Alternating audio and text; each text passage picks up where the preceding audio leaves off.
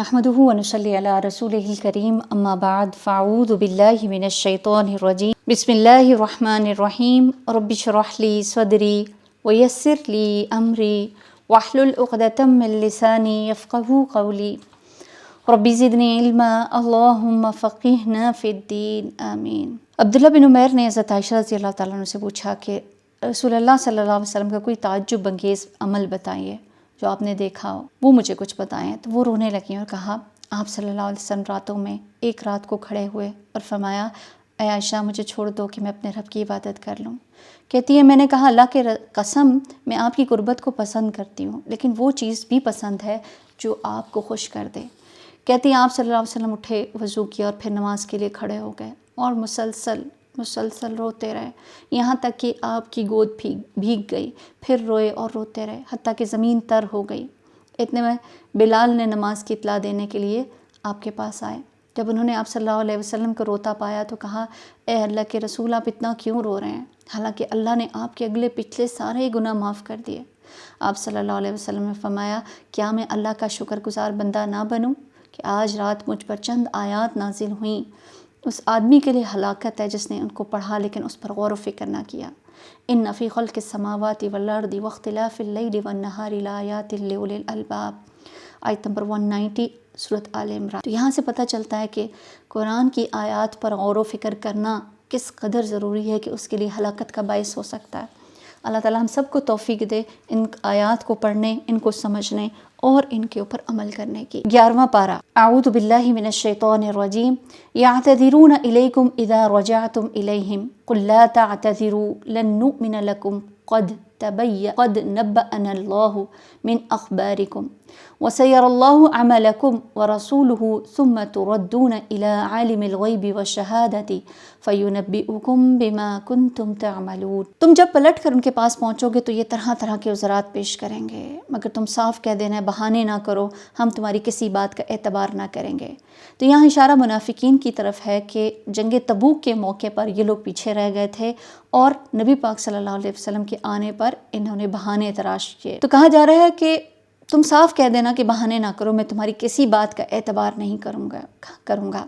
अल्लाह ने हमको तुम्हारे हालात बता दिए हैं, अब अल्लाह और उसका रसूल तुम्हारे तर्ज़ अमल को देखेगा, फिर तुमको उसकी तरफ पलटाए जाना है जो खुले और छुपे सबको जानने वाला है, और वो तुम्हें बता देगा कि तुम क्या कुछ करके आए हो। तो यहाँ अल्लाह सुब्हानहू तआला मुनाफिकीन के पीछे रह जाने पर फरमा रहे हैं कि अब ये आपके पास उज़र लेकर आते हैं तो आपने उनकी माज़रतों को कबूल नहीं करना। आप उनसे कह दें कि अब तुम मुझसे कोई बहाने ना करो, अल्लाह ने तुम्हारे सारे हाल को खोल दिया है। अब अल्लाह ताला और उसका रसूल देखेगा कि तुम्हारे अमाल क्या हैं। यानी दुनिया में अमल सदाकत की मीज़ान है। अमल से यानी पता चलता है कि कोई भी शख्स अपनी बात में कितना सच्चा है। अमल के ज़रिए से सच और झूठ में इम्तियाज़ होता है, सिर्फ बातों से कि किसी का सच्चा होना पता नहीं चलता। तो फरमाया, तुम्हारी वापसी पर ये तुम्हारे सामने कस्में खाएंगे ताकि तुम उनसे सरफ़े नज़र करो, तो तुम बेशक उनसे सरफ़े नज़र ही कर लो, क्योंकि ये गंदगी हैं और इनकी असल मुकाम जहन्नुम है जो उनकी कमाई के बदले में उन्हें नसीब होगा। क्या है ना कि जब इंसान कोई बुराई करता है ना, तो 3 तरह की सिचुएशंस हो सकती हैं। एक ये है कि ज़ाहिर और बातिन में उसको उज़र को कबूल कर लिया जाए और इसकी बिना पर उसको माफ़ कर दिया जाए। यानी किसी ने गलती की, उसने माज़रत की और आपने उसकी माज़रत को कबूल कर लिया। दूसरी सूरत ये हो सकती है कि इंसान किसी की माज़रत कबूल ना की जाए और उसकी को सज़ा दी जाए। और तीसरी की ये कि गुनाह करने वाले के गुनाह से एराज़ बरता जाए और किसी तरह की सज़ा ना दी जाए। और यही तीसरा रवैया है कि जिसके बारे में अल्लाह सुब्हानहू तआला ने हुक्म दिया कि मुनाफिकीन के साथ अब ये वाला रवैया रखा जाए। तो फरमाया कि ये तुम्हारे सामने कस्में खाएंगे ताकि तुम इनसे राज़ी हो जाओ। यहलिफून लकुम लितग़ौ अन्हुम फ़इन तग़ौ अन्हुम फ़इन्नल्लाह ला यग़ज़ा अनिल क़ौमिल फ़ासिक़ीन, आयत नंबर 96 सूरत अत-तौबा। तो फरमाया, ये तुम्हारे सामने कस्में खाएंगे ताकि तुम इनसे राज़ी हो जाओ। हालांकि अगर तुम उनसे राज़ी हो भी गए तो अल्लाह हरगिज़ ऐसे मुनाफिक लोगों से राज़ी नहीं होगा। तो निफाक की अलामत यहाँ जो समझ आती है कि लोगों में अपनी इज़्ज़त बनाने के लिए लोगों को राज़ी करने की कोशिश करना, कि इंसान को ये फ़िक्र आए कि लोगों में मेरी बेइज़्ज़ती ना हो जाए और अल्लाह का डर ना रहना। बाज़ औक़ात झूठ फ़रेब से दूसरों को राज़ी कर लेते हैं हम, लेकिन याद रहे हमेशा इंसान को कि अल्लाह सुब्हानहू तआला देख रहा है कि कोई भी शख्स कितना फ़सादी है। بعض لوگ دوسروں کے لیے سازشیں کرتے ہیں اور سامنے آتے ہی پھر کیسی خوشنما اور میٹھی میٹھی باتیں کرنے لگتے ہیں کہ گویا وہ اس شخص کو خوش کرنا چاہ رہے ہوتے ہیں، جو در حقیقت اس کی پیٹھ پیچھے اس کو نقصان دے رہے ہوتے ہیں۔ تو پھر ایسی صورت میں کیا کہہ دیا کہ اگر تم ان کے سامنے خوش ہو کر ان کو خوشی کے ساتھ ان کی اچھی اچھی باتیں کر کے ان کی تعریفیں کر کے ان کو راضی تو کر لو گے، لیکن تم یاد رکھنا تمہیں اللہ کے ہاں پیش ہونا ہے، تو پھر اللہ کے ہاں تو اس بات کا سزا کا اس جرم کی سزا تو ضرور ملے گی۔ تو انسان کو یاد رکھنا چاہیے کہ اللہ کی خوشنودی کو بندوں کی خوشنودی پر مقدم نہیں رکھنا، یعنی ہمیشہ یہ دیکھنا چاہیے میرا رب بھی میرے اس طرز عمل سے راضی ہے یا نہیں ہے، کیونکہ لوگوں کے برعکس اگر انسان اللہ کو راضی کرے اور اللہ ہی کی اس کی دنیا کے حالات بھی درست کر دے گا اور آخرت میں بھی اللہ اس کی رضا اللہ اس سے راضی ہو جائے گا، اور یہی سب سے امپورٹنٹ ہونا چاہیے کسی بھی انسان کے لیے۔ ہم بندوں کو راضی کرتے کرتے اپنے رب کو ناراض کر دیتے ہیں، اللہ کی رضا زیادہ عام ہے۔ حضرت معاویہ نے حضرت عائشہ رضی اللہ تعالیٰ کو خط لکھا تھا کہ آپ مجھے نصیحتیں کریں لیکن زیادہ نہیں، مطلب عقل مندانہ بات تھی کہ آپ مجھے تھوڑی سی بات کریں کہ جس کو میں اچھے طریقے سے لے سکوں۔ تو حضرت عائشہ رضی اللہ تعالیٰ کا بھی انداز دیکھیے کہ ان کا کیسا تھا۔ انہوں نے ان کو لکھا کہ سلام ہو تم پر، میں نے رسول اللہ صلی اللہ علیہ وسلم کو فرماتے کہ سنا ہے کہ جو شخص اللہ کی رضا لوگوں کو ناراض کر کے تلاش کرے گا تو لوگوں سے پہنچنے والی تکلیف کے سلسلے میں اللہ اس کے لیے کافی ہو جائے گا، اور جو شخص لوگوں کو راضی کرنے کے لیے اللہ کے غصے کو تلاش کرے گا اللہ اس کو لوگوں کے سپرد کر دے گا۔ والسلام علیکم۔ تو پھر کیا کرنا ہے؟ حضرت عائشہ رضی اللہ عنہ کی کتنی زبردست نصیحت تھی، ان کو اندازہ تھا کہ میری ایک بات ساری باتوں پر محیط ہے، کہ اگر اس ایک بات کے اوپر انسان کر لے تو اپنے آپ کو گناہوں سے روک سکے، اپنے آپ کو ریاکاری سے روک لے۔ الاعراب اشد کفرا ونفاقا واجدر الا يعلموا حدود ما انزل اللہ علی رسولہ واللہ علیم حکیم، آیت نمبر 97 سورۃ التوبہ۔ یہ بدوی عرب کفر و نفاق میں زیادہ سخت ہیں، ان کے معاملے میں اس امر کے امکانات زیادہ ہیں کہ دین کی حدود سے نا واقف رہیں جو اللہ نے اپنے رسول پر نازل کی ہیں۔ اللہ سب کچھ جانتا اور حکیم اور دانا ہے۔ کیا ہے نا کہ جب کسی شخص کے پاس علم آتا ہے نا تو وہ اس کو مہذب کر دیتا ہے۔ اب دیہات میں علم کے ذرائع کم ہوتے ہیں، مزاج دل سخت ہو جاتے ہیں، زبانیں سخت ہو جاتی ہیں، اور وجہ کیا ہوتی ہے کہ اس کے پیچھے علم نہیں ہوتا، کوئی قرآن اور سنت کا علم نہیں ہے، کچھ اور نہیں۔ اگر کسی کے پاس دنیاوی علم بھی ہوتا ہے نا تو اس کے اندر بھی ایک شائستگی سی آ جاتی ہے، لیکن جو لوگ گاؤں میں رہتے ہیں وہ ان کے اندر یہ چیزیں آ جاتی ہیں، اور یہ چیز کس وجہ سے ہوتی ہے؟ جہالت کی وجہ سے۔ تو پھر انسان کے اندر سے یہ سختی یہ کب جا سکتی ہے؟ جب وہ علم حاصل کرے۔ اس کا اخلاق تب سدھر سکتا ہے جب وہ علم حاصل کرے۔ تو علم والوں کے اندر ایک خاص قسم کی عاجزی ہوتی ہے۔ تو پھر کیا کرنا ہے؟ علم حاصل کرنا ہے، علم کی مجالس میں شریک ہونا ہے۔ انشاءاللہ تعالیٰ اللہ تعالیٰ ہمارے مزاج میں بھی ایسی ہی نرمی لے آئے۔ ان بدویوں میں ایسے لوگ ہیں جو رائے خدا میں کچھ خرچ کرتے ہیں تو اسے اپنے اوپر زبردستی کی چٹی سمجھتے ہیں۔ تمہارے حق میں زمانے کی گردشوں کا انتظار کر رہے ہیں کہ تم کسی چکر میں پھنسو تو اپنی گردن سے اس نظام کی اطاعت کا قلادہ اتار کر پھینکیں جس میں تم نے انہیں کس دیا ہے، حالانکہ بدی کا چکر خود انہی پر مسلط ہے۔ اللہ سب کچھ جانتا اور سنتا ہے۔ انہی بدویوں میں کچھ لوگ ایسے بھی ہیں جو اللہ اور رسول آخر پر ایمان رکھتے ہیں اور جو کچھ خرچ کرتے ہیں اسے اللہ کے ہاں قرب کا اور رسول کی طرف سے رحمت کی دعائیں لینے کا ذریعہ بناتے ہیں۔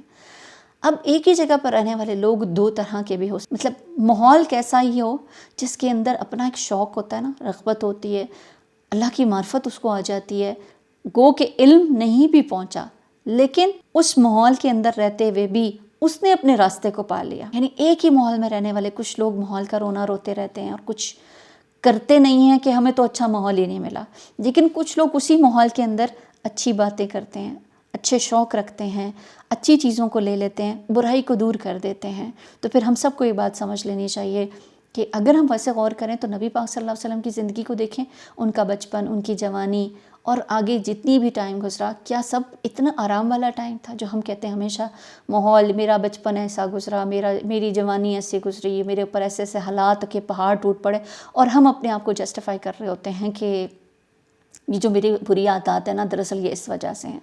تو اس چیز کو سمجھنے کی ضرورت ہے۔ تو یہاں ہمیں دو طرح کے بدویوں کے بارے میں بتا دیا گیا۔ ایک تو ہیں جو خرچ کرنے کو کیا کہتے ہیں کہ یہ تو ہمارے لیے فائن ہو گیا، اور دوسرے والے خرچ کرنے والے کیسے ہوتے ہیں؟ کہتے ہیں کہ ان کے ذریعے سے ہمیں اللہ کا قرب ملتا ہے، اور نبی پاک صلی اللہ علیہ وسلم کی دعائیں بھی. آپ صلی اللہ علیہ وسلم کا جب صدقہ لیتے تھے نا کسی سے تو آپ اس کے لیے دعا کرتے تھے, اللہم صلی علی آل فلاں فلاں, اس طرح سے آپ ان کو دعا دیا کرتے تھے. عبداللہ بن ابی اوفا کہتے ہیں کہ ایک مرتبہ میرے والد آپ کے پاس صدقہ لے کر آئے تو آپ صلی اللہ علیہ وسلم نے ان کو دعا فرمائی, اللہم صلی علی آل ابی اوفا, یعنی کہ آپ نے ان کی آل کے لیے بھی دعا کی. گویا اس سے کیا پتہ چلتا ہے کہ صدقے کے اثرات آپ کی نسلوں تک جاتے ہیں, اس کی خیر آپ کی نسلوں کو بھی پہنچتی ہے, اولاد کی حفاظت ہوتی ہے. پھر جب کسی سے اس مد میں کچھ لیا جائے تو اس کے لیے برکت کی دعا کرنی چاہیے کہ اللہ تمہارے مال میں برکت دے. وائل بن حجر کہتے ہیں کہ نبی صلی اللہ علیہ وسلم نے ایک مرتبہ مجھے کہتے ہیں کہ وہ اس شخص کے پاس وائل بن حجر کہتے ہیں کہ نبی پاک صلی اللہ علیہ وسلم نے ایک شخص کو زکوٰۃ وصول کرنے کے لیے بھیجا, اور وہ شخص گیا اور اس نے وہاں جس شخص سے مال لیا اس نے اپنا ایک بہت کمزور سا اونٹ کا بچہ دیا. تو نبی پاک صلی اللہ علیہ وسلم فرمایا, ہم نے اللہ کی طرف سے ایک شخص کو صدقہ وصول کرنے کے لیے روانہ کیا, لیکن اس نے یہ کمزور سا جانور دیا, اللہ اس کے اونٹوں میں برکت نہ دے. آپ کی اس بات کو سنتا ہے وہ شخص اور پھر آتا ہے اور ایک خوبصورت اونٹنی لایا اور عرض کیا میں توبہ کرتا ہوں اور معافی مانگتا ہوں. تو نبی پاک صلی اللہ علیہ وسلم نے اس کو دعا دی کہ اللہ اس میں اور اس کے اونٹوں میں برکت پیدا کرے. تو پھر یہاں پر تو یہی تھا کہ نبی پاک صلی اللہ علیہ وسلم کسی چیز کو بھی وصول کرتے تو اس کے لیے برکت کی دعا کرتے تھے. ہاں وہ ضرور ان کے لیے تقرب کا ذریعہ ہے, اللہ ضرور ان کو اپنی رحمت میں داخل کرے گا, یقیناً اللہ درگزر کرنے والا اور رحم فرمانے والا ہے. والسابقون الاولون من المہاجرین والانصار والذین اتبعوهم بإحسان رضی اللہ عنہم ورضوا عنہ وعد لهم جنات تجری تحتها الانہار خالدین فیہا ابدا ذالک الفوز العظیم.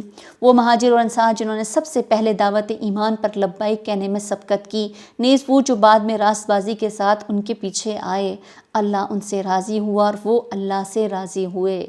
یعنی کہ جنہوں نے مہاجرین اور انصار جنہوں نے سب سے پہلے دعوت اسلام کو قبول کیا تھا اور وہ سابقون میں تھے, اور ان کے بعد جتنے لوگ بھی قیامت تک جو بھی ان کے طریقے پر چلتے رہیں گے, ان سب سے لیے کیا کیا دیا, اللہ ان سے راضی ہوا اور وہ اللہ سے راضی ہوئے.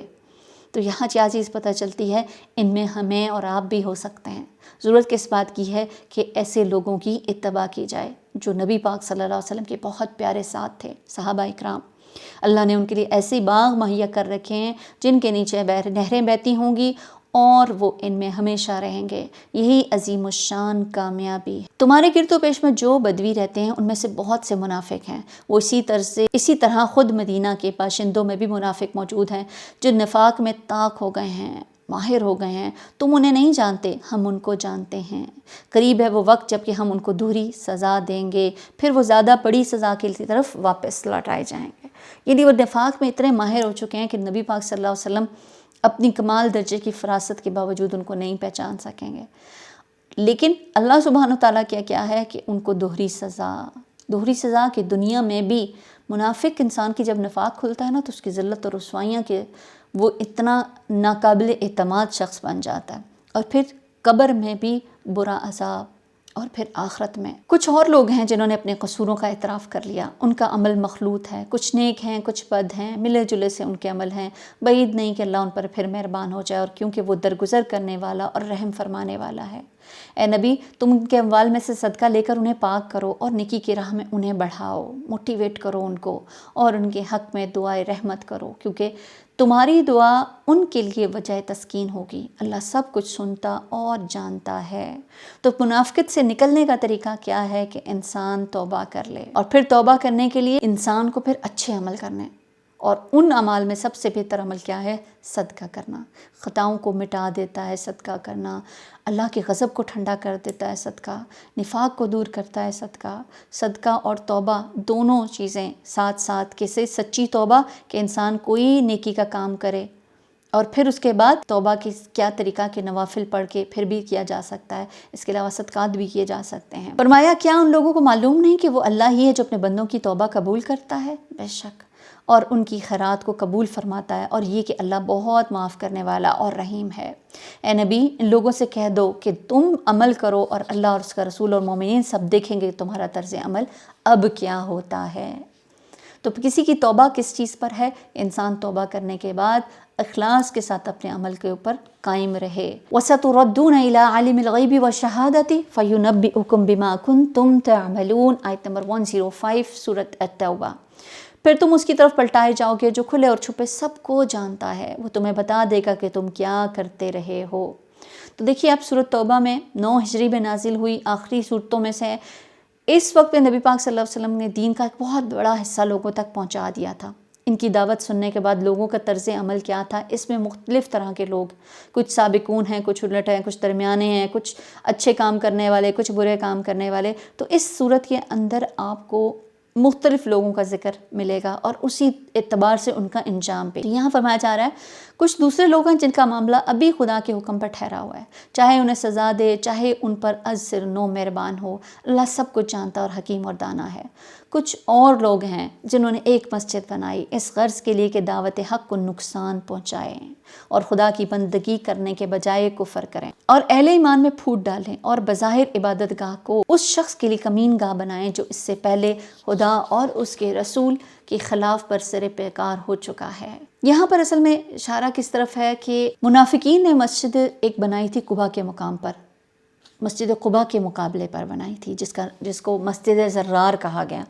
اب یہ بنائی کیوں کی تھی، اس کا پیچھے مقصد کیا تھا کہ ابو عامر راہب تھا ایک شخص جس کو نبی پاک صلی اللہ علیہ وسلم سے حسد تھی اور آپ صلی اللہ علیہ وسلم کے خلاف لوگوں کو بھڑکایا کرتا تھا، کہ یہاں تک کہ مشرکین کے پاس بھی مدد کے لیے گیا تھا کہ آپ صلی اللہ علیہ وسلم کے خلاف محاذ آرائی کر سکیں۔ وہاں کچھ نہیں ہوا تو پھر کیسے روم کے پاس گیا، وہیں پر مارا گیا تھا۔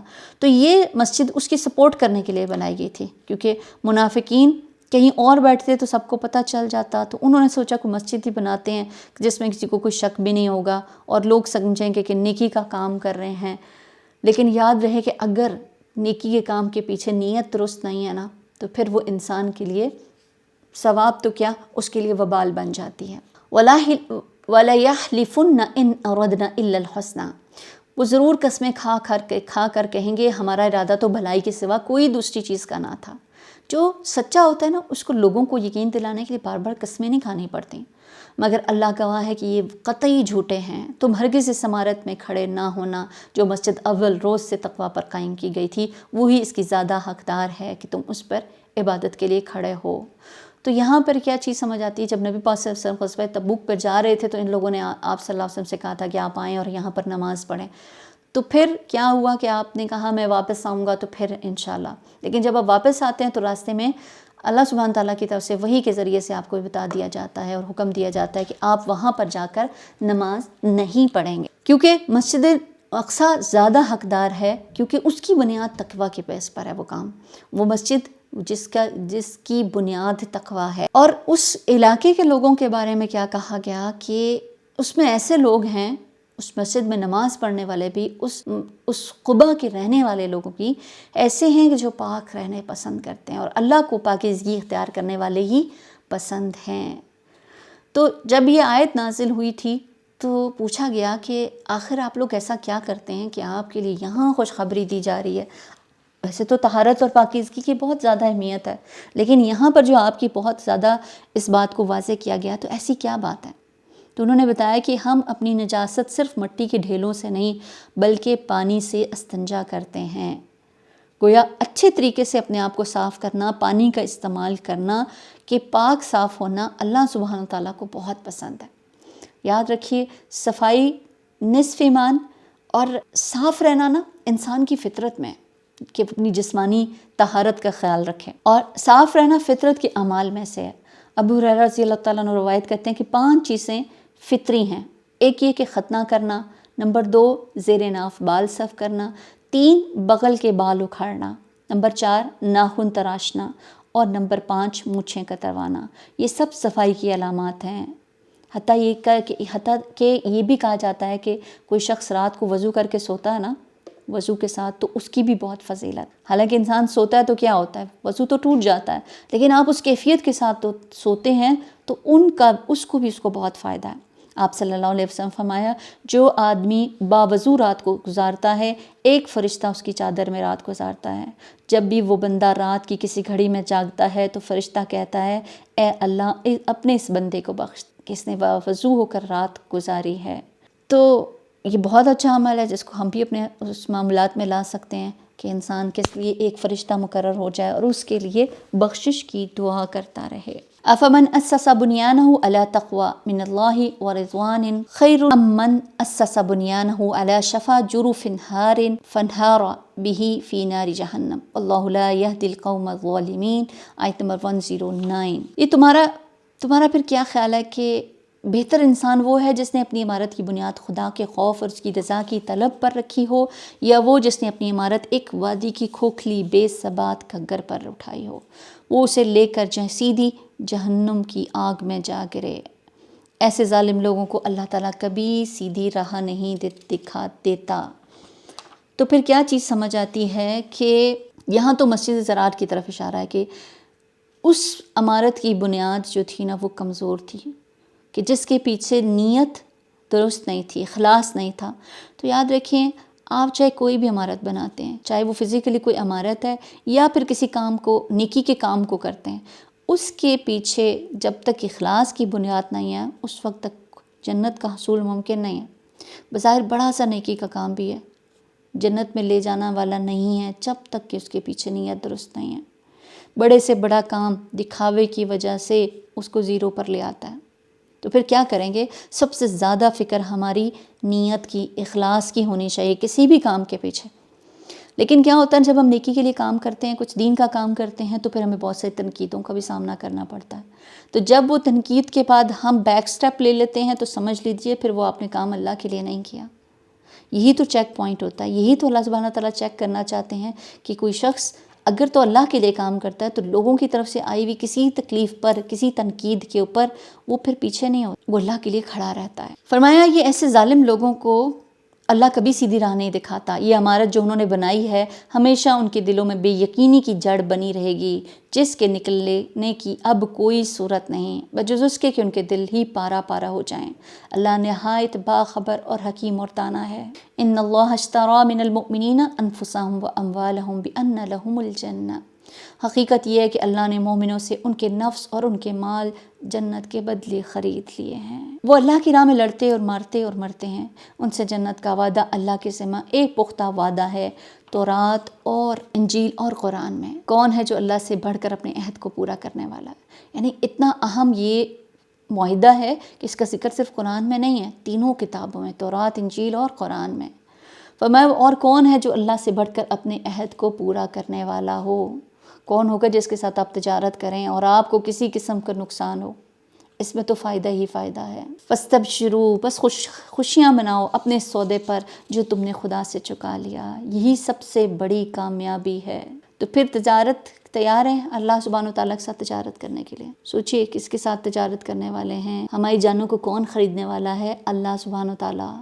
اور اس کا معاوضہ دینے میں کوئی بھی شک نہیں ہے. تو پھر یہ تجارت اللہ سبحانہ وتعالیٰ کے ساتھ کہ اس نے ہمارے ساتھ وعدہ کیا ہے اپنی جانوں کو آج اس کی راہ میں لگاؤ گے نا، جان اپنی، اپنا مال، اپنا وقت، اپنی صلاحیتیں، اس کے بدلے میں جنت ہے. بے شک یہ جان، مال، اولاد سب کچھ لگانا کچھ اتنا آسان نہیں ہے، لیکن یاد رکھیے یہ جنت بھی کچھ ایسے ہی نہیں ہے. آپ صلی اللہ علیہ وسلم فرمایا لوگو سن لو اللہ کا سودا بڑا مہنگا ہے، یہ سودا بڑا مہنگا ہے. سن لو اللہ کا سودا جنت ہے. جو جنت کا خریدار ہے اس کو جنت کی قیمت دینی ہوگی. دنیا کا چھوٹا سا گھر خریدنا ہوتا ہے تو کتنی مشقت کرتے ہیں، پوری زندگیاں لگ جاتی ہیں انسان کی ایک گھر بنانے کے لیے، اور وہاں پر بھی رہنا نصیب ہو یا نہ ہو. آپ صلی اللہ علیہ وسلم فرمایا جنت جس میں کوڑا رکھنے کی جگہ دنیا معافی ہاتھ سے بہتر ہے. یہ یاد رکھیے جنت ہمارے اعمال کا صلہ نہیں ہے، یہ ہمارے اعمال کا صلہ نہیں ہو سکتی. عمل سے صرف اللہ کی رضا اور خوشنودی حاصل ہوتی ہے، باقی سب تو اللہ کا فضل یہ ہے جو انسان کو ملتا ہے. ابو ہریرہ رضی اللہ تعالیٰ عنہ کہتے ہیں میں نے نبی پاک صلی اللہ علیہ وسلم کو کہتے سنا کسی شخص کو اس کا عمل جنت میں داخل نہیں کروا سکتا. لوگوں نے کہا آپ بھی نہیں؟ فرمایا نہیں، مجھے بھی نہیں، حالانکہ آپ سب سے بڑھ کر عبادت کرنے والے ہیں، سوائے اس کے کہ اللہ اپنے فضل اور رحمت سے جنت میں داخل کر دے. تو پھر اللہ کی رحمت کو آپ کا اخلاص اور عمل ہی دعوت دیتا ہے، اس لیے عمل ضروری ہے. ورنہ یہ نہ سمجھیں کہ عمل قیمت ہے جنت کی۔ تو یہ لوگ جنہوں نے تجارت کر لی ہے، ان کی کیا کوالٹیز ہیں؟ یہ لوگ ہیں التائبون، بار بار پلٹنے والے ہیں، اللہ کی طرف پلٹنے والے، توبہ کرنے والے۔ چھوٹی بڑی غلطی، ڈر لگا رہتا ہے، دھڑکا لگا رہتا ہے، یہ جو کانٹریکٹ اللہ کے ساتھ کیا ہے منسوخ نہ ہو جائے، تو کہیں تھوڑی سی بھی کمی پیشی ہوتی ہے تو پھر کیا ہے؟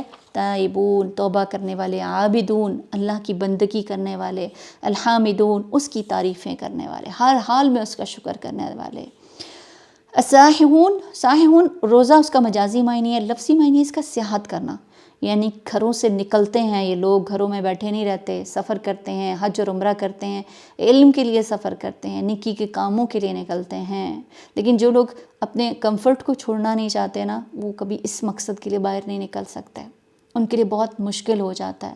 لیکن وہ لوگ جنہوں نے اپنی جانیں اللہ کے ہاتھ فروخت کیے ہیں، وہ پھر آرام دہ زندگی پر نہیں ڈیپینڈ کرتے، وہ پھر نکل کر علم کے رستوں پہ جاتے ہیں، جہاد کے لیے نکلتے ہیں، کائنات پر غور و فکر کرتے ہیں۔ پھر الراکعون، الساجدون، الآمرون بالمعروف والناہون عن المنکر والحافظون لحدود اللہ۔ اس کے آگے رکوع اور سجدہ کرنے والے، نیکی کا حکم دینے والے، بدی سے روکنے والے، اور اللہ کی حدود کی حفاظت کرنے والے، یعنی کہ اپنے ان سارے کاموں کو کرتے ہیں، اور پھر اللہ کی بتائی ہوئی حدود کہ جہاں پر حرام سٹارٹ ہوتا ہے، جہاں سے حلال کا ختم ہو جاتا ہے، وہ ان حدود کا بہت خیال رکھتے ہیں کہ جن چیزوں کو اللہ نے حرام قرار دیا ہے ان کو اپنی زندگی میں حرام کر لیتے، چاہے وہ ان کی اقوال میں سے ہو، افعال میں سے ہو، یا معقولات میں سے ہو، یا مشروبات میں سے، کچھ بھی۔ شوہر بیوی کا تعلق ہے نا، ہر کام میں حدود بتا دیے، کہاں تک جائز ہے، کہاں تک ناجائز ہے، آپ کو ہر حد کو واضح کر دیا ہے۔ حتیٰ کہ جو شک میں پڑنے والی چیزیں ہیں نا،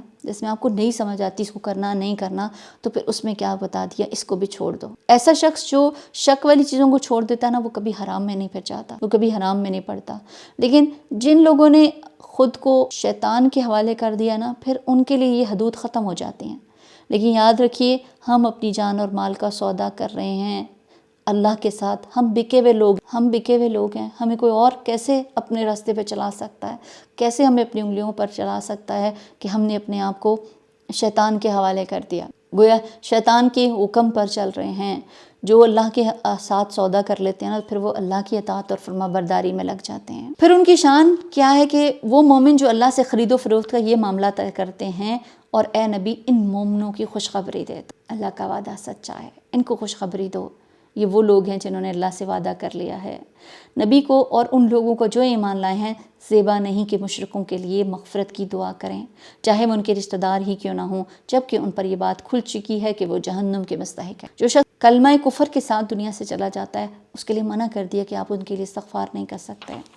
ابراہیم علیہ السلام نے اپنے باپ کے لیے جو دعائیں مغفرت کی تھی، وہ تو اس وعدے کی وجہ سے تھی جو اس نے اپنے باپ سے کیا تھا، مگر جب اس پر یہ بات کھل گئی کہ اس کا باپ خدا کا دشمن ہے، تو وہ اس سے بیزار ہو گیا۔ حق یہ کہ ابراہیم بڑا رقیق القلب اور خدا ترس اور پردبار آدمی ہے۔ کتنی زبردست کوالٹیز ہیں ابراہیم علیہ السلام کی۔ ان ابراہیم لأواہ حلیم۔ تو یاد رکھیے، ہمیں اپنی پسند اور ناپسند، جہاں بات ہو رہی ہے نا کہ ہم نے اپنے آپ کو بیچ دیا، اللہ سبحانہ وتعالیٰ کے آگے بیچ دیا، تو پھر اب کرنا کیا ہے؟ اپنی پسند اور ناپسند کو اللہ کے تابع کرنا ہے۔ جس سے وہ راضی ہم اس سے راضی، جس سے وہ ناراض ہم اس سے ناراض، جس کے لیے اس نے منع کر دیا کہ دعا نہیں کرنی، بس ہم نے بھی نہیں کرنی۔ تو پھر کسی بھی شخص کا ایمان اس وقت تک مکمل نہیں ہو سکتا جب تک کہ جس چیز سے اللہ روک دے اس سے رکنا چاہے، جس سے وہ محبت کرے اس سے محبت کرے، جس سے وہ نفرت کرے اس کے لیے اس کی نفرت ہو۔ تو یہی انسان کی ایمان کو مکمل کرتا ہے۔ وَمَا كَانَ اللَّهُ لِيُضِلَّ قَوْمًا بَعْدَ إِذْ هَدَاهُمْ حَتَّى يُبَيِّنَ لَهُم مَا يَتَّقُونَ إِنَّ اللَّهَ بِكُلِّ شَيْءٍ عَلِيمٌ۔ آیت نمبر 115 التوبہ۔ اللہ کا یہ طریقہ نہیں ہے کہ لوگوں کو ہدایت دینے کے بعد پھر گمراہی میں مبتلا کرے، جب تک کہ انہیں صاف صاف بتا نہ دے کہ انہیں کن چیزوں سے بچنا ہے۔ در حقیقت اللہ ہر چیز کا علم رکھتا ہے۔ تو اللہ کا طریقہ نہیں ہے کہ ہدایت سے کے بعد کسی کو گمراہ کرے، یعنی اللہ گمراہ نہیں کرتا جب تک اس کو صاف صاف بتا نہ دے کہ اس کو کن چیزوں سے بچنا ہے۔ یعنی حق کا راستہ کھول کر رکھ دیا اور پھر کوئی حق لینا نہیں چاہتا تو پھر اللہ نے اس کو اس کے حال پہ چھوڑ دیا۔ اور یہ بھی واقعہ ہے کہ اللہ ہی کے قبضے میں آسمان اور زمین کی سلطنت ہے، اسی کے اختیار میں زندگی اور موت ہے، تمہارا کوئی حامی اور مددگار ایسا نہیں جو تمہیں اس سے بچا سکے۔ لقد تاب اللہ علی النبی، اللہ نے معاف کر دیا نبی کو اور مہاجرین و انصار کو جنہوں نے بڑی تنگی کے وقت میں نبی کا ساتھ دیا تھا، اگرچہ ان میں سے کچھ لوگوں کے دل کجی کی طرف مائل ہو چکے تھے، یعنی وہاں پر جانے سے تھوڑا سا جی چرایا تھا، مگر جب انہوں نے اس کجی کا اتباع نہ کیا بلکہ نبی کا ساتھ ہی دیا تو اللہ نے ان کو معاف کر دیا۔ بے شک اللہ ان کا معاملہ ان لوگوں کے ساتھ شفیق اور مہربانی کا ہے، اور ان تینوں کو بھی اس نے معاف کر دیا جن کے معاملے کو ملتوی کر دیا گیا تھا، یعنی یہ وہ تین لوگ جن کے معاملے کو یعنی ان کی توبہ قبول نہیں کی گئی تھی، جب نبی زمین اپنی ساری وسعت کے باوجود ان پر تنگ ہو گئی تھی اور ان کی اپنی جانیں بھی ان پر بوجھ بن گئی تھیں۔ یہ تین لوگ کون تھے؟ یہ تین صاحب جو تھے کعب بن مالک، ہلال بن امیہ اور مرارہ بن ربی رضی اللہ تعالیٰ عنہم۔ تین یہ لوگ جو لوگ غزوہ میں نہیں گئے تھے اور اپنی کچھ سستی کی بنا پر، حالانکہ یہ سچے مومنین میں سے تھے، کچھ تو غزوہ بدر میں بھی شریک ہو چکے تھے، لیکن ان لوگوں نے آ کر نبی پاک صلی اللہ علیہ وسلم سے کوئی بہانہ نہیں کیا اور بتا دیا کہ ہماری اپنی سستی کی وجہ سے ایسا ہوا کہ ہم جاتے جاتے نہ جا سکے۔ تو اس صورت میں پھر ان کا معاملہ تقریباً 50 دن کے لیے غالباً آتا ہے کہ ان کو ملتوی کر دیا گیا تھا، کہ ان کی جو ایکسیپٹ نہیں کیا گیا تھا، ان کی توبہ قبول نہیں کی گئی تھی۔ تو وہ کہتے ہیں کہ یہ دن ہمارے لیے اتنے مشکل ہو گئے تھے کہ زندگی لگتا تھا ہمارے پر بوجھ بن گئی ہے، زمین اپنی وسعت کے باوجود ہمارے پر تنگ ہو گئی تھی۔ انہوں نے جان لیا کہ اللہ سے بچنے کے لیے کوئی جائے پناہ نہیں، خود اللہ ہی کے دامن رحمت کے سوا نہیں، تو اللہ اپنی مہربانی سے ان کی طرف پلٹا تاکہ وہ ان کی طرف پلٹ آئیں، یقیناً وہ بڑا معاف کرنے والا اور رحیم ہے۔ تو جب ان تینوں کے ساتھ جو معاملہ کیا گیا تھا کہ کعب رضی اللہ تعالیٰ عنہ کے بارے میں آتا ہے کہ خود وہ اپنا اس واقعے کو بہت ڈیٹیل کے ساتھ بیان کرتے ہیں، ہمیں سیرہ میں بہت زیادہ ملتا ہے، لیکن کچھ چیز چھوٹی سی جو میں چاہ تھی کہ آپ لوگوں کے ساتھ ڈسکس کروں۔ کہتے ہیں کہ جب آپ نے نبی پاک صلی اللہ علیہ وسلم کے سامنے جا کر دیا اور آپ نے ان سے رخ کو پھیر لیا، کہ آپ نے نہ ان کو کہا کہ ٹھیک ہے تمہاری ایکسیپٹ کیا تمہارے عذر کو، نہ ہی کچھ کہ اللہ سبحانہ تعالیٰ کی طرف سے جب تک کوئی حکم نہیں آیا، تو وہ کہتے ہیں کہ نبی پاک صلی اللہ علیہ وسلم نے حکم دے دیا کہ ہم تینوں آدمیوں سے کوئی بات نہ کریں، تو وہ دونوں تو گھر میں بیٹھ گئے، مگر میں نکلتا تھا جماعت میں کے ساتھ نماز پڑھتا، بازاروں میں چلتا پھرتا تھا اور کوئی مجھ سے بات نہیں کرتا تھا۔ یہ ہے نا اللہ کی خاطر محبت اور اللہ کی خاطر نفرت، اللہ کی خاطر راضی ہونا اور اللہ کی خاطر ناراض ہونا۔ ایسا معلوم ہوتا تھا کہ یہ سرزمین بالکل بدل گئی ہے، میں یہاں جنبی ہوں اور اس بستی میں کوئی بھی میرا واقف کار نہیں۔ مسجد میں نماز کے لیے جاتا تو حسب معمول نبی صلی اللہ علیہ وسلم کو سلام کرتا تھا، مگر بس انتظار ہی کرتا رہ جاتا کہ جواب کے لیے آپ کے ہونٹ جنبش کریں۔ نماز میں نظریں چرا کر حضور صلی اللہ علیہ وسلم کو دیکھتا تو آپ کی نگاہیں مجھ پر کیسے پڑتی ہیں، مگر وہاں حال یہ تھا کہ جب تک میں نماز پڑھتا آپ میری طرف دیکھتے رہتے، جہاں میں نے سلام پھیرا کہ آپ نے میری طرف سے نظر ہٹا لی۔ کتنی محبت نبی پاک صلی اللہ علیہ وسلم کی نظر آتی ہے نا، بالکل ایک باپ کی شفقت۔ کہتے ہیں ایک روز میں گھبرا کر اپنے چچا زاد بھائی اور بچپن کے یار ابو قتادہ کے پاس گیا، اس کے باغ کی دیوار پر چڑھ کر انہیں سلام کیا، مگر اس اللہ کے بندے نے میرے سلام کا جواب تک نہیں دیا۔ میں نے کہا ابو قتادہ، میں تم کو خدا کی قسم دے کر پوچھتا ہوں، کیا میں اللہ اور اس کے رسول سے محبت نہیں کرتا؟ وہ خاموش رہا۔ میں نے پھر پوچھا، وہ پھر خاموش رہا۔ تیسری مرتبہ جب میں نے قسم دے کر یہی سوال کیا تو اس نے بس اتنا کہا، اللہ اور اس کا رسول ہی بہتر جانتا ہے۔ اس پر میری آنکھوں سے آنسو نکل آئے اور میں دیوار سے اتر آیا۔ انہی دنوں میں ایک دفعہ میں بازار سے گزر رہا تھا کہ شام کی ایک شخص نے مجھے آواز دی اور مجھے لا کر کہتے ہیں کہ شاہ غسان کا خط پکڑا دیا۔ میں نے کھول کر پڑھا تو اس میں لکھا تھا کہ ہم نے سنا ہے کہ تمہارے صاحب نے تم پر ستم توڑ رکھا ہے، تم کوئی ذلیل آدمی نہیں ہو، بڑے لائق ہو، تم ضائع نہیں ہونا چاہیے، تم ہمارے پاس آ جاؤ، ہم تمہاری قدر کریں گے۔ میں نے کہا یہ ایک اور آزمائش میرے لیے۔ اسی وقت اس خط کو چولہے میں جھونک دیا۔ 40 دن اس حالت میں گزر چکے تھے۔ نبی پاک صلی اللہ علیہ وسلم کا آدمی حکم لے کر آیا کہ اپنی بیوی سے بھی علیحدہ ہو جاؤ۔ میں نے کہا کیا طلاق دے دوں؟ جواب ملا نہیں، بس الگ ہو جاؤ۔ چنانچہ میں نے اپنی بیوی سے کہہ دیا کہ تم اپنے میکے چلی جاؤ اور انتظار کرو جب تک کہ اللہ کے اس معاملے کا فیصلہ نہ کر دے۔ 50ویں دن صبح کی نماز کے بعد میں اپنے مکان کی چھت پر بیٹھا ہوا تھا اور اپنی جان سے بیزار ہو رہا تھا کہ یکایک شخص نے پکار کر کہا مبارک ہو کعب بن مالک۔ میں یہ سنتے ہی سجدے میں گر گیا اور میں نے جان لیا میری معافی کا حکم آ گیا۔ پھر تو بس لوگ فوج در فوج بھاگے چلے آ رہے تھے اور مجھے مبارک دے۔ میں اٹھا نبی پاک صلی اللہ علیہ وسلم کی طرف مسجد نبوی پہنچا۔ دیکھا آپ صلی اللہ علیہ وسلم کا چہرہ تھا خوشی سے دمک رہا تھا. میں نے سلام کیا, فرمایا تجھے مبارک ہو, یہ دن تیری زندگی کا سب سے بہترین دن ہے. تو میں نے پوچھا یہ برات میری جو آئی ہے کیا آپ کی طرف سے ہے یا اللہ کی طرف سے؟ آپ نے عرض کیا, آپ صلی اللہ علیہ وسلم نے فرمایا یہ اللہ کی طرف سے ہے. یہ آیات آپ نے سنائی. میں نے عرض کیا یا رسول اللہ صلی اللہ علیہ وسلم میری توبہ میں یہ بھی شامل ہے کہ میں اپنا سارا مال اللہ کی راہ میں خرچ کر دوں.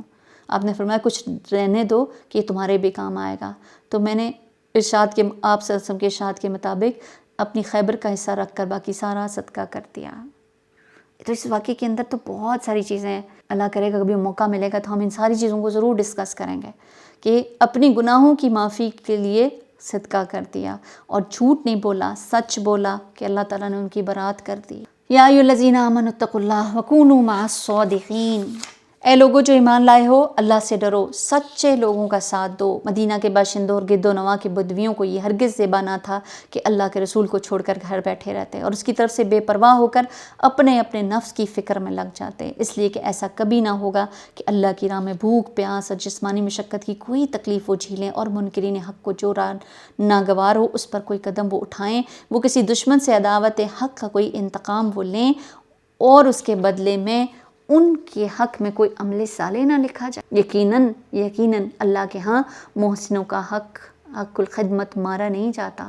اسی طرح یہ بھی کبھی نہ ہوگا کہ رائے خدا میں تمہارا تھوڑا یا بہت کوئی کچھ بھی خرچ اٹھائیں, کوئی بھی جہاد میں کوشش کریں, کوئی وادی بھی پار کریں, ان کے حق میں اسے لکھ نہ دیا جائے تاکہ اللہ ان کو ان کے اچھے کارناموں کا صلہ دے دے.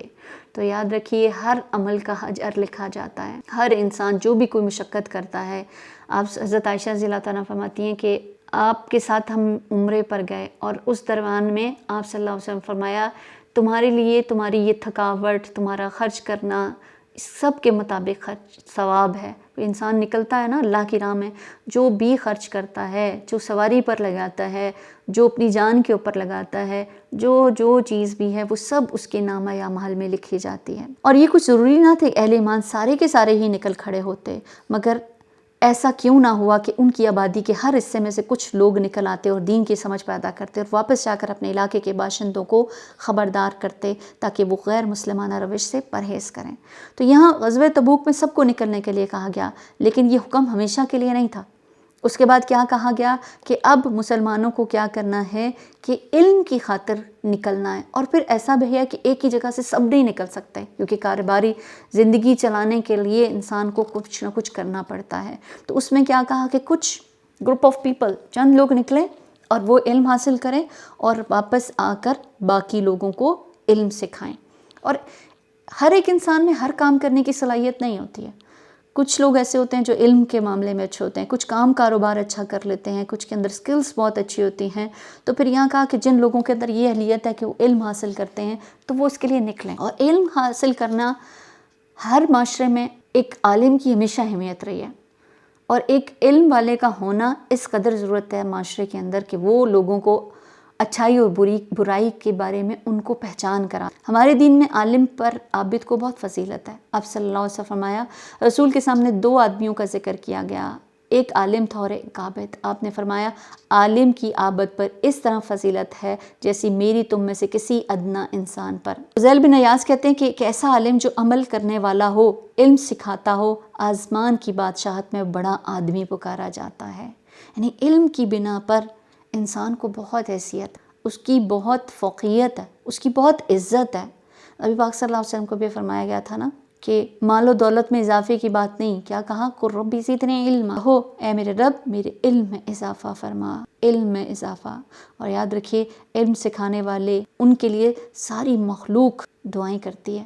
آپ صلی اللہ علیہ وسلم فرمایا یقیناً اللہ فرشتوں اور تمام اہل زمین اور آسمان, یہاں تک کہ چونٹیاں اپنے بلوں میں, مچھلیاں بھی ان کے لیے دعائیں خیر کرتی ہیں. تو پھر کون انسان ہوگا جو اچھی بات کو شیئر کرنے سے رک جائے؟ ضرور اس کے لیے کیجیے گا. یا ایھا الذین آمنوا قاتلوا الذین یلونکم من الکفار ولیجدوا فیکم غلظہ وَاعْلَمُوا أَنَّ اللَّهَ مَعَ الْمُتَّقِينَ. آیت نمبر 123 سورۃ التوبہ. اے لوگو جو ایمان لائے ہو نیک جنگ کرو ان منکرین حق سے جو تم سے قریب ہیں, اور چاہیے کہ وہ تمہارے اندر سختی پائیں. جان لو اللہ متقیوں کے ساتھ ہے۔ جب کوئی نئی صورت نازل ہوتی ہے تو ان میں سے بعض لوگ مذاق کے طور پر مسلمانوں سے پوچھتے ہیں کہو تم میں سے کس کے ایمان میں اضافہ ہوا، اور اس کا جواب یہ ہے کہ جو لوگ ایمان لائے ان کے ایمان میں تو فی الواقع ہر نازل ہونے والی صورت نے اضافہ ہی کیا اور وہ اس سے خوش ہیں۔ البتہ جن لوگوں کے دلوں میں نفاق کا روک لگا ہو ان کو اس کی سابقہ نجاست پر ہر نئی صورت نے ایک اور نجاست کا اضافہ کر دیا اور وہ مرتے دم تک کفر پر مبتلا رہیں گے۔ کیا سمجھ آتی ہے کہ آیات، قرآن کی آیات کس کو فائدہ دیتی ہیں؟ مومنوں کو فائدہ دیتی ہیں جو اس سے ہدایت لینا چاہتا ہے، لیکن منافق ہدایت لینا نہیں چاہتا نا، اس کے کفر میں مزید اضافہ کہ ایسے کہ وہ ان آیات کو اس سے اعراض برتتا ہے، اگنور کرتا ہے، مذاق اڑاتا ہے، تو پھر وہ مزید گناہ گار ہو جاتا ہے۔ کیا یہ لوگ دیکھتے نہیں کہ ہر سال 1 یا 2 مرتبہ یہ آزمائش میں ڈالے جاتے ہیں، مگر یہ اس پر بھی نہ توبہ کرتے ہیں نہ ہی کوئی سبق لیتے ہیں۔ جب کوئی صورت نازل ہوتی ہے تو یہ لوگ آنکھوں ہی آنکھوں میں ایک دوسرے سے باتیں کرتے ہیں کہ کہیں کوئی تم کو دیکھ تو نہیں رہا، پھر چپکے سے نکل جاتے ہیں۔ اللہ نے ان کے دل پھیر دیے ہیں کیونکہ یہ نہ سمجھ لوگ ہیں۔ لقد جاءکم رسول من انفسکم عزیز علیہ ما عنتم حریص علیکم بالمؤمنین رؤوف الرحیم فإن تولوا فقل حسبی اللہ لا الہ الا هو علیہ توکلت وهو رب العرش العظیم۔ دیکھو تم لوگوں کے پاس ایک رسول آیا ہے جو خود تم ہی میں سے تمہارا نقصان پڑنا اس پر شاک ہے، اسے گراں گزرتا ہے تم کو کوئی بھی نقصان ہو، تم کسی بھی تکلیف میں پڑو، تمہاری فلاح کا وہ حریص ہے، وہ تڑپتا ہے، اسی لیے تو کسی چیز کا خیال کیے بغیر اللہ کا پیغام تم کو پہنچائے جا رہا ہے، تم مانتے ہو نہیں مانتے ہو لیکن وہ دے رہا ہے۔ وہ کس بات کا حریص ہے؟ کہ تم کو نقصان نہ ہو۔ ایمان لانے والوں کے لیے وہ شفیق اور رحیم ہے۔ نبی پاک صلی اللہ علیہ وسلم سے حرص فرماتے ہیں میری مثال اور ان لوگوں کی مثال اس شخص کی سی ہے جس نے آگ روشن کی، جب اس کے چاروں طرف روشنی پھیل گئی تو پروانے اور کیڑے مکوڑے آگ پر گرنے لگے۔ وہ آدمی اس آگ سے دور کرتا ہے ان کو لیکن وہ آگ پر گرتے چلے جاتے ہیں۔ اسی طرح میں تمہیں کمر سے پکڑ پکڑ کر اس آگ سے ہٹا رہا ہوں لیکن تم ہو کہ اس کی طرف جاتے ہی جا رہے ہو۔ آپ صلی اللہ علیہ وسلم نے امت کی خاطر اپنے آرام کو ترک کر دیا، ان کی تکلیفوں کا خیال کیا اور کوئی چیز ایسی ہمارے اوپر نہیں ڈالی جو ہمارے لیے مشکل ہو جاتی۔ آپ صلی اللہ علیہ وسلم فرمایا میں نماز پڑھا کرتا ہوں اور میرا ارادہ ہوتا ہے کہ میں اس کو لمبا کر دوں، لیکن جب مجھے بچے کی رونے کی آواز آتی ہے نا کہ اس کی ماں کو تکلیف ہوگی، اس کی شدت کی وجہ سے میں نماز کو چھوٹا کر دیتا ہوں۔ تو آپ صلی اللہ علیہ وسلم نے تو ہماری ہر جگہ پر ایسے خیال کیا، لیکن ہم کیوں نہیں سمجھ پاتے؟ نبی پاک صلی اللہ علیہ وسلم کی حرص کتنی تھی اور ان کی محبت تھی کہ انہوں نے جو احکامات ہمارے سامنے رکھے، جو اللہ کا پیغام ہمارے سامنے رکھا، وہ ہمیں بچانا چاہتے ہیں۔ فَإِن تَوَلَّوْا فَقُلْ حَسْبِيَ اللَّهُ، ان سے کہہ دو میرے لیے اللہ بس۔ اب اگر یہ لوگ تم سے منہ پھیرتے ہیں تو اے نبی ان سے کہہ دو کہ میرے لیے اللہ بس کرتا ہے، کوئی معبود نہیں مگر وہ اسی پر میں نے بھروسہ کیا اور وہی مالک ہے عرش عظیم کا۔